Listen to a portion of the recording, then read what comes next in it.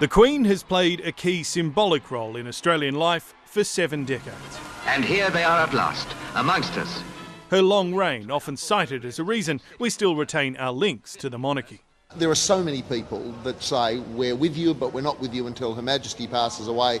For the whole of her life, she has dedicated herself to service. It is a great pleasure for Prince Philip and me to be back in Australia. Perhaps due to that reserve of goodwill, the ABC's Vote Compass data suggests support for a republic has only grown by a few percentage points since 2019. When asked, about 43% of Australians either strongly or somewhat agreed that ties to the monarchy should be cut. About a quarter were neutral on the question, while around 30% either somewhat or strongly disagreed. Good morning, sir. No vote. Support for a republic is highest among people aged over 65, perhaps a demographic more closely involved in the 1999 referendum. The Republicans laid the blame for the failure of the referendum squarely at the feet of the Prime Minister. Coalition voters are still more likely to support the monarchy than those who back Labor and the Greens. There is, however, less support for Prince Charles becoming king once Her Majesty dies. Just over half of Australians, or 53%, were either not at all or not very supportive, while 24% were somewhat supportive and just 11% were very supportive.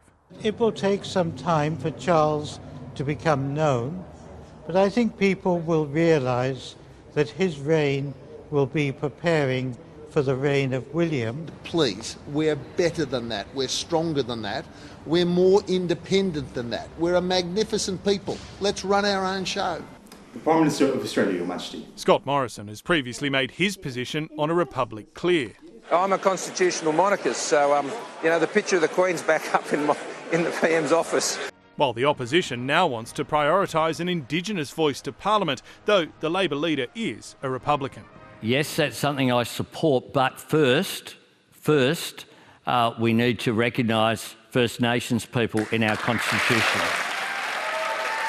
Perhaps the seeming lack of urgency at the moment is because the issue doesn't register among the top concerns of voters. We have witnessed how quickly things can change for the better.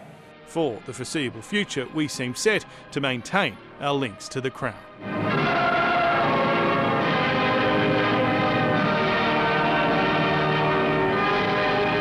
James Glenday, ABC News, Canberra.